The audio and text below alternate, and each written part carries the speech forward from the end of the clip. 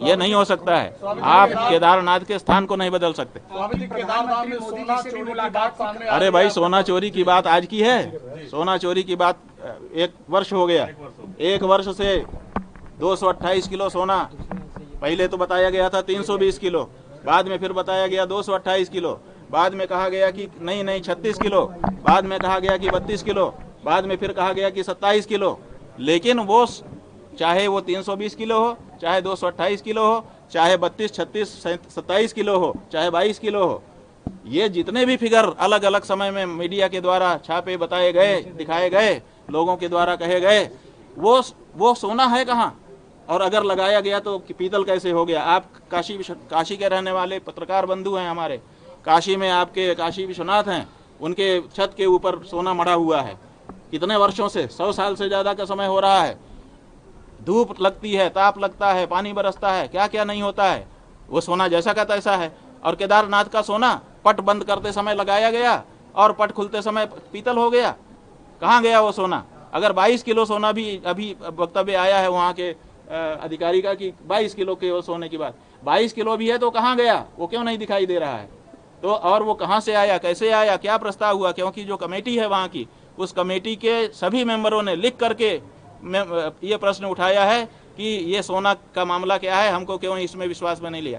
कोई प्रस्ताव पारित नहीं किया गया है, किसी को विश्वास में, कमेटी के मेंबर्स को भी विश्वास में नहीं लिया गया है। और जांच की मांग की गई है। जो वहाँ के मंत्री हैं, धर्मस्व मंत्री, संस्कृति मंत्री सतपाल महाराज जी, उन्होंने वक्तव्य दिया था पिछले वर्ष जब ये मामला उठाया गया था कि इसकी मजिस्ट्रेट कमिश्नर के द्वारा जांच की जाएगी। तो कमिश्नर की जांच का कोई मतलब नहीं था, वो तो जैसा सरकार कहती वैसा ही रिपोर्ट देते, ऐसा लोगों का मानना था। लेकिन फिर भी हम लोगों ने कहा कि चलो कमिश्नर ही सही जांच तो करे, कोई तो शुरू करे बात को। लेकिन फिर कमिश्नर की भी जांच नहीं की गई। आखिर क्या कारण है कि अखबार में छपवाया जाता है कि 320 किलो सोना लग रहा है, अखबार में फोटो छापे जाते हैं, चीजें की जाती हैं, और उसके बाद वहां पर सोना एक रत्ती नहीं दिखाई देता है। तो ये बहुत बड़ा घोटाला है और इस घोटाले को आप दबा रहे हो और आप चाहते हो कि अब हम केदारनाथ ही दूसरी जगह शिफ्ट कर दें ताकि ये मामला ही वहाँ से खत्म हो जाए, लोगों का वहाँ जाना खत्म हो जाए। तो ये सब चीजें हैं जिनके कारण ये बात उठानी पड़ती है। एक एक करके पूछो, सबका जवाब देंगे। हाँ, प्रधानमंत्री जी से मुलाकात हुई, हालांकि आपने स्पष्ट किया है कि वो हमारे दुश्मन नहीं है, किसी बातों पे अगर विचारधारा अलग है तो कोई दिक्कत है, लेकिन उस मुलाकात में क्या कुछ बात हुई है? ये देखिए, प्रधानमंत्री जी जो अंबानी जी के यहाँ कार्यक्रम हो रहा था, आशीर्वाद सभा हो रही थी, वे भी उसमें आए हुए थे। पहले वो आए, दूर बैठे, फिर उन्होंने हमारी तरफ देखा, फिर वहीं से उन्होंने हमको प्रणाम किया, हमने भी उनको हाथ उठा करके आशीर्वाद दिया।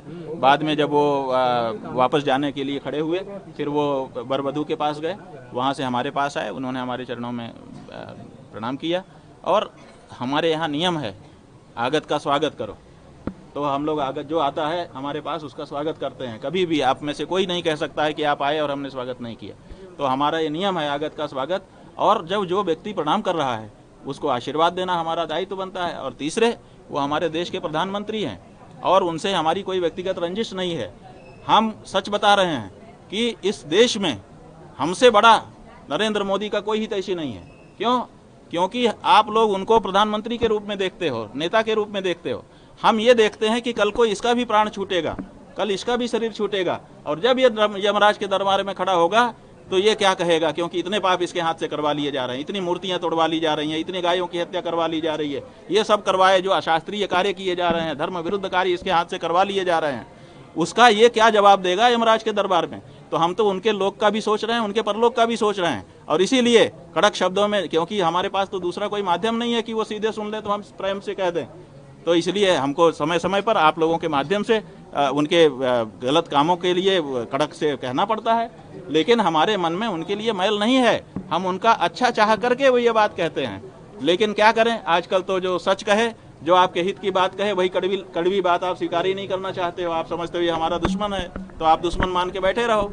लेकिन उन्होंने आकर के हमको प्रणाम किया, हमको लगा कि इनके मन में भी अब कुछ सफाई हुई होगी, इन्होंने शायद हमारी बातें समझी होंगी, तभी तो अब कड़वाहट नहीं मान रहे हैं। तो हमने उनको मन से आशीर्वाद दिया। अपने गले की पहनी हुई माला, गले की माला पहनी हुई शिष्य को पहनाई जाती है और किसी को नहीं पहनाई जाती है, ये बहुत बड़ी चीज़ होती है। लेकिन हमने वो उनको प्यार से पहनाई और उनको आशीर्वाद दिया।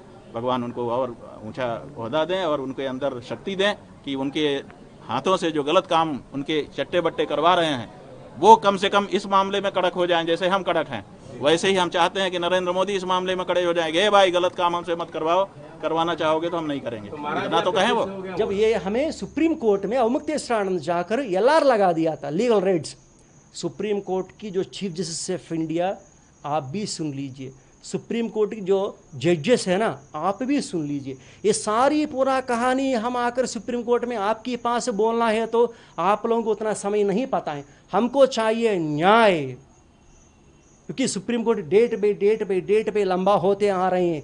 इसी समय पर आग लग जा रहे हैं, यहाँ पूरा देश को नुकसान हो रहे हैं। देश की हित में हम ये सारी डॉक्यूमेंट सामने रख रहे हैं। यदि हमारा कोई गलती है तो भगवान हमको क्षमा करें, परंतु रखना पड़ रही है ना। द्रौपदी वस्त्रापहरण होने के बाद कृष्ण आया वहाँ, तो ऐसा गलत नहीं है, तो वहाँ धर्म की ये है, परंतु हमको उतना सहनता नहीं है ना। अरे अवमुक्तेश्वरानंद लोगों को मार रही है, किडनैप कर रही है, राम भगवान की प्रतिष्ठा के ऊपर आपत्ति उठा देता है, सन्यासी बनकर शादियों में जाता है, झूठ बोल देते हैं। केदारनाथ जी का 228 गोल्ड क्या गायब हो गया। अरे भाई अवमुक्तेश्वरानंद को पीतल क्या होता है, सोना क्या होता है, ये भी पता नहीं, क्योंकि ये भी एक डुप्लीकेट है ना। उसमें आएंगे, उसमें चिट्ठा खोलेंगे। अभी असली चिट्ठा खोला तो बहुत समस्या हो जाएगा, ये भी बोल रहे हैं। खोलेंगे, अवश्य खोलेंगे। हमको क्या है, हमको धर्म सन्यासी सब छोड़कर हमसे क्या छीनेंगे, कॉपी छीना चाहिए बस। हम तो सन्यासी हैं, धर्म के लिए लड़ने वाले हैं। हाँ, रखेंगे, दुनिया के सामने रखेंगे, क्योंकि हमारा कोर्ट होता है, धर्म कोर्ट है हमारा। न्याय अलग है, धर्म अलग है। ये देखिए, अभी ये रिकॉर्ड है, कोर्ट का रिकॉर्ड है। इसमें क्या रिकॉर्ड है, अविमुक्तेश्वरानंद, ये वाराणसी कोर्ट जब non bailable arrest warrant issue हो गया, वकील लोगों से मीटिंग कर दिया, जमानत लेना है, सब लोगों को जमानत मिल गया। 51 मेंबर्स में सब लोगों को मिल गया, केवल अवमुक्तेश्वरानंद को नहीं मिला, क्योंकि यही वो सूत्रधारी है ना, ये सूत्रधारी। सब लोगों को मिलकर अपमान हो गया, पीटा। अरे भाई वो पीटना, यहाँ से भगा कर कोई पाकिस्तान भेजे तो अच्छा हो जाते थे, आधा ही पीटा पुलिस लोग। अब देखिए, ये इसमें क्या लिखा मालूम है, जब कोर्ट में चले जाकर, वो भी क्या चुप कर, वस्त्र लेकर, कोई मीडिया नहीं आना चाहिए, बदनाम हो जाते करके कोर्ट जाकर जज के सामने सरेंडर हो गया। ये वो भी कैसा है, चालाकी से छल कपट करके, वहां भी कोर्ट जाकर झूठ बोल दिया। हम शंकराचार्य हैं, पूरा दुनिया में भक्त लोग रो रहे हैं, हम धार्मिक मार्गदर्शन देना चाहिए, आप हमको अरेस्ट करिए तो देश के लिए, धर्म के लिए नुकसान हो जाता है। ये तो जेम्स बॉन्ड है, ये बड़ा धर्माचार्य अवतार पुरुष है। ये ऐसा प्रोजेक्ट करके उत्तर प्रदेश में कोर्ट को झूठ बोल दिया। तब कोर्ट ने क्या सोच, उस जज को क्या पता चलता है शंकराचार्य है नहीं है। हमारे पास आ गए डॉक्यूमेंट, पूरा जातक हमारे पास आ गया।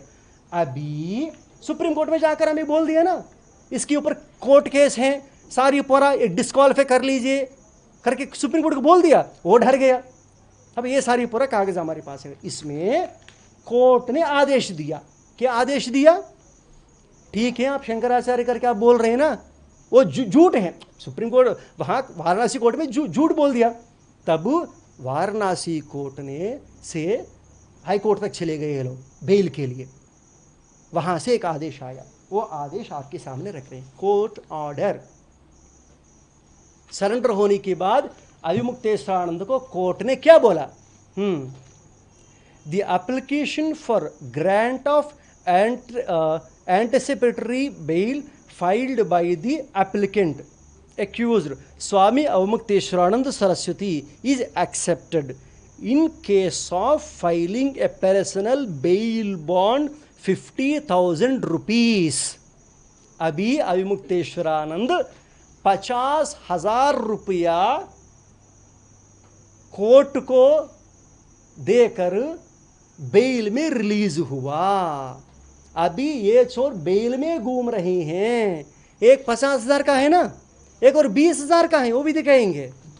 अरे भाई इसका पूरा इतिहास कहानी एक पुराण लिख सकते हैं। वेदव्यासी भगवान, हाँ ये देख, ये 20,000 का जमानत का, बेल हो गया ना, इसका पूरा क्रिमिनल रिकॉर्ड इतिहास है। और इससे भी एक और महत्वपूर्ण बात रखेंगे आपको, अविमुक्तेश्वरानंद के पीछे कौन कौन कार्य कर रहे हैं। हाँ, एक और बात है, ये रायपुर का पुलिस लोगों का एक लेटर है, हम नहीं, रायपुर क्राइम डीसीपी हमको पत्र भेजा, एक कंप्लेंट दर्ज हुआ तो उसमें रायपुर क्राइम डीसीपी लिख रहे हैं, यहाँ स्वामी जी हमको पत्र लिखा, आप आ जाइए। इसमें क्या लिखा कि उपरोक्त विषयांतर्गत लेख हैं कि आपके द्वारा फर्जी स्वामी मुक्तेश्वरानंद के विरुद्ध ईमेल के माध्यम से प्रेषित शिकायत आवेदन की जांच मेरे द्वारा की जा रही है। शिकायत आवेदन पत्र के जांच के क्रम में आपका कथन लेखबद्ध किया जाना आवश्यक है। इसमें क्या लिख रहे हैं वो लोग, फर्जी अविमुक्तेश्वरानंद नहीं, ये इसका क्रिमिनल डेट क्या है, अरे भाई कापी दे देते हैं आपको, 12 तारीख 12 दिसंबर 2023 12/12/2023 ओके। ये सारी हम नहीं बोल, डीसीपी क्राइम बोल रहे हैं भैया, फेक हैं करके, फेक अविमुक्तेश्वरानंद करके हैं। ये रखिए एक बात, और ऐसे सारे, हाँ एक दिखा रहे हैं, ये है ना लेटर पैड है, ये क्या है, फर्जी लेटर पैड बना दिया अविमुक्तेश्वरानंद। ये हमारा पूज्य गुरुदेव का है, ये उसका है।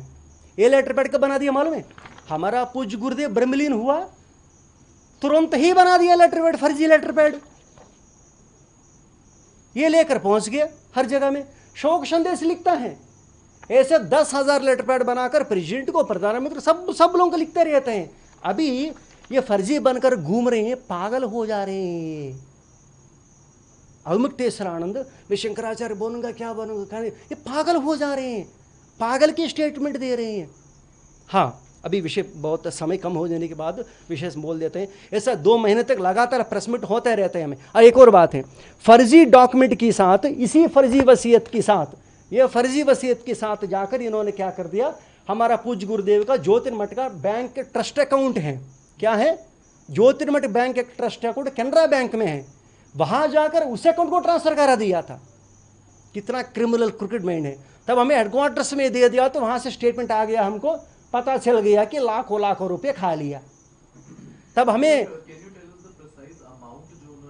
Exactly 60 lakh rupees he transferred, the entire trust account he transferred, and 1 minute I reported to Canara Bank.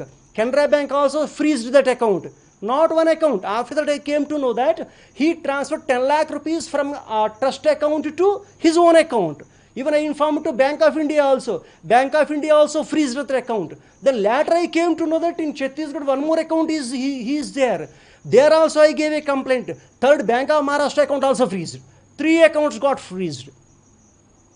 Then this cricket mind fellow went to that bank managers and started होता है ना, तब वो लोग ने क्या कर दिया, अनफ्रीज किया। तब हमको फोन किया, महाराज जी ऐसे ऐसे हुआ, आप सुप्रीम कोर्ट से छोटा सा डायरेक्शन लेकर आ जाइए, हमको पूरा करा देता है हमें।